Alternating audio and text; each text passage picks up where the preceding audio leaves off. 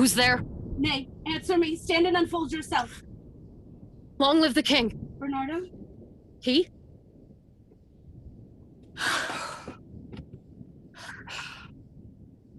Oh, you come most carefully upon your hour. 'Tis now struck 12. Get thee to bed. For this relief, much thanks. It is bitter cold, and I am sick at heart. Have you had quiet guard? Not a mouse. Well, good night. If you do meet Horatio and Marcellus, my rivals on the watch, bid them make haste. I think I hear them now. Stand ho! Who's there? Friends to this ground. And liegemen of the Dane. Give you good night. Oh, farewell, honest soldier. Who hath relieved you? Bernardo has my place. Give you good night. Hola, Bernardo. Say, what is Horatio there? A piece of him.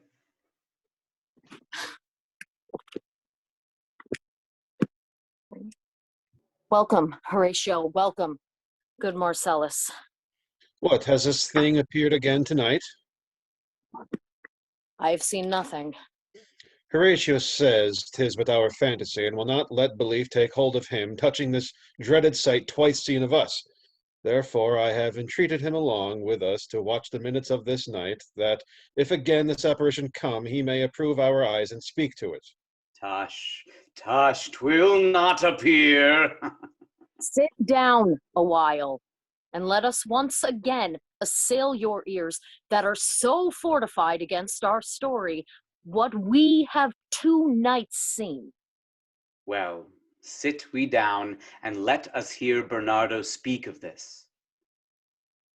Last night of all, when yond same star that's westward from the pole had made his course to illume that part of heaven, where now it burns, Marcellus and myself, the bell then beating 1. Peace, break thee off, where it comes again. In the same figure like the king that's dead. Well, thou art a scholar, speak to it, Horatio. Looks it not like the king mark it, Horatio? Most like. It harrows me with fear and wonder. It would be spoke to. Question it, Horatio. What art thou that usurpst this time of night, together with that fair and warlike form in which the majesty of buried Denmark did sometimes march? By heaven, I charge thee, speak! It is offended. See, it stalks away. Nay, speak! Speak, I charge thee, speak! 'Tis gone and will not answer. How now, Horatio? You tremble and look pale. Is not this something more than fantasy? What think you on't? Before my God, I might not this believe without the sensible and true avouch of mine own eyes. Is it not like the king? As thou art to thyself. 'Twas the very arm he had on when he the ambitious Norway combated. So frowned he was, when in angry parle he smote the sledded Polacks on the ice. 'Tis strange. Thus twice before, and jump at this dead hour, with martial stalk hath he gone by our watch. In what particular thought to work, I know not, but in the gross and scope of my opinion, this bodes some strange eruption to our state. Good now, sit down and tell me, he that knows, why this same strict and most observant watch so nightly toils the subject of the land, and why such daily cast of brazen cannon and foreign mart for implements of war, why such impress of shipwrights whose sore task does not divide the Sunday from the week? What might be towards this, that this sweaty haste doth make the night joint laborer with the day? Who is't that can inform me? That can I. At least the whisper goes so.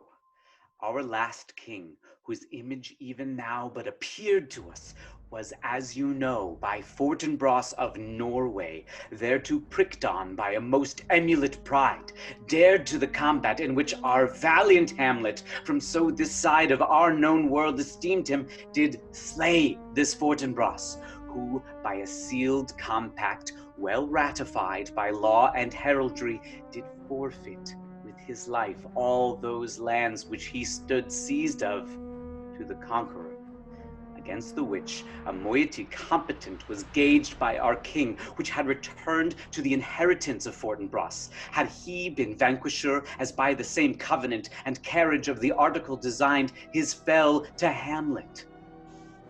Now, sir, young Fortinbras of unimproved metal, hot and full, hath in the skirts of Norway here and there sharked up a list of lawless resolutes for food and diet to some enterprise that hath a stomach in it, which is no other, as it doth well appear unto our state, but to recover of us by strong hand and terms compulsatory those foresaid lands so by his father lost. And this, I take it, is the main motive of our preparations, the source of this our watch and the chief head of this post-haste enromage of the land. I think it be no other but e'en so. Well may it sort that this portentous figure comes armed through our watch, so like the king, that was and is the question of these wars. A mote it is to trouble the mind's eye. In the most high and palmy state of Rome, a little ere the mightiest Julius fell, the grave stood tenantless, and the sheeted dead did squeak and gibber in the Roman streets, as stars with trains of fire and dews of blood, disasters in the sun, and the moist star upon whose influence Neptune's empire stands was sick almost to doomsday with eclipse.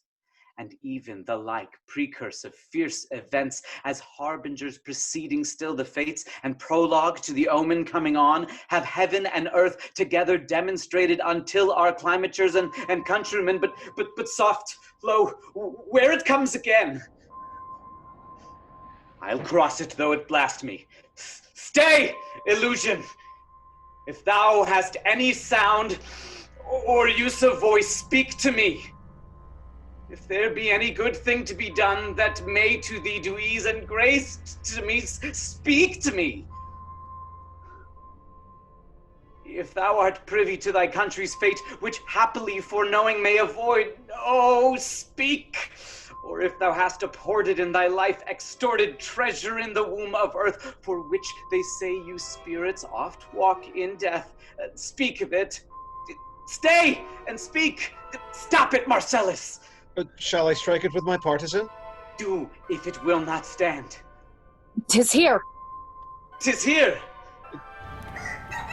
'Tis gone. We do it wrong, being so majestical to offer it the show of violence, for it is as the air invulnerable, and our vain blows malicious mockery. It was about to speak when the cock crew. And then it started like a guilty thing upon a fearful summons.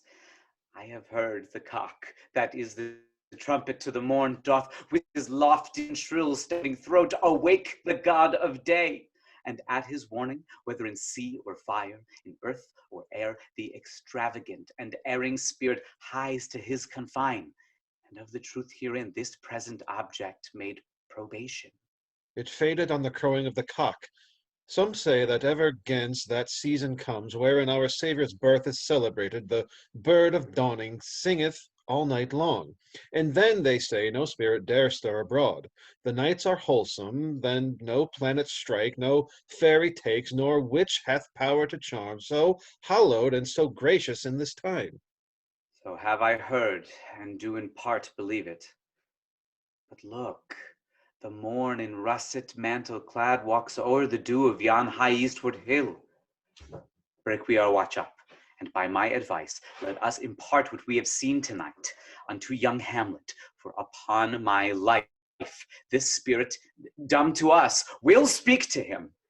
Do you consent we shall acquaint him with it, and as needful in our loves, fitting our duty? Let's do it, I pray, and I this morning know where we shall find him most conveniently.